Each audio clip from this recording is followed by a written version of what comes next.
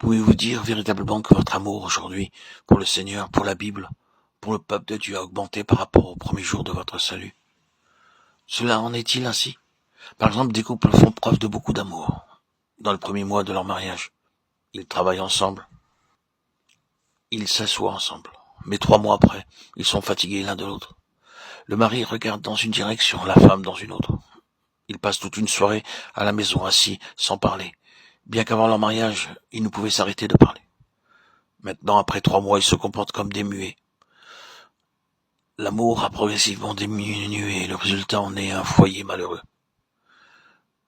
Ceci est une très pauvre illustration, mais notre amour pour le Seigneur Jésus-Christ devrait devenir plus fort, plus riche et plus pur jour après jour, et ne pas s'affaiblir.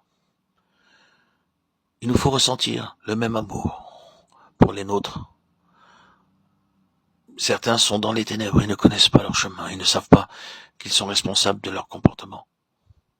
Beaucoup nous haïssent, mais nous pouvons prier pour eux. S'ils nous froissent, nous pouvons demander au Seigneur d'avoir pitié d'eux. Ceci est l'expérience de l'amour spirituel qui est éternel, patient, comme cela nous est rappelé dans Colossiens 3, 12, 14. Ainsi donc, comme des élus de Dieu, saints et bien-aimés, revêtez-vous de sentiments de compassion, de bonté, d'humilité, de douceur, de patience. Supportez-vous les uns les autres, et si l'un a sujet de se plaindre de l'autre, pardonnez-vous réciproquement. De même que Christ vous a pardonné, pardonnez-vous aussi. Mais par-dessus toutes ces choses, revêtez-vous de l'amour, qui est le lien de la perfection. Ceci est l'amour spirituel que Dieu réclame de nous. Il ne peut y avoir aucune excuse. Si nous désirons un héritage céleste, alors nous devons être affectueux, bons, tendres, gentils, sympathiques, tout le temps, et non pas occasionnellement. Paul définit l'amour dans 1 Corinthiens 13, 7, 8. Il excuse tout, il croit tout, il espère tout, il supporte tout. L'amour ne périt jamais. Les prophéties seront abolies, les langues cesseront, la connaissance sera abolie.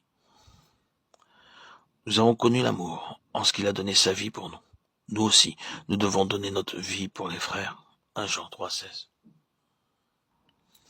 Ceci vient par l'expérience. Cela ne viendra pas facilement. Nous devons prier. Lorsque nous sentons nos cœurs s'endurcir, nous devons prier. Seigneur, rends mon cœur tendre. C'est ma prière quotidienne. Seigneur, garde mon cœur tendre. Nous parlons tant que notre cœur s'endurcit. Nous disons tant de choses blessantes, sans aucune considération pour les sentiments des autres. C'est uniquement par la prière que nos cœurs demeurent tendres, affectueux et bons. Ce don de Dieu est possible. La parole de Dieu l'affirme. Le Seigneur Jésus-Christ nous a tant aimés que nous devons aussi aimer comme il l'a fait. C'est ainsi que mon Père Céleste vous traitera, si chacun de vous ne pardonne à son frère de tout son cœur. Matthieu 18, 35. Nous devons pardonner. Alors Pierre s'approcha de lui et dit, « Seigneur, combien de fois pardonnerai-je à mon frère lorsqu'il péchera contre moi? Sera-ce jusqu'à 7 fois? » Jésus lui dit, « Je ne te dis pas jusqu'à 7 fois, mais jusqu'à 70 fois 7 fois. » Matthieu 18, 21, 22. 490 fois. Nous éprouvons de la difficulté à pardonner, ne serait-ce que 2 fois. Nous disons, je te pardonne, mais je ne veux plus parler avec toi. Oui, je te pardonne, mais ne viens plus chez moi. Viens, et après cela, va-t'en. C'est difficile de pardonner. Être bon, affectueux et gentil. L'amour sait comment pardonner.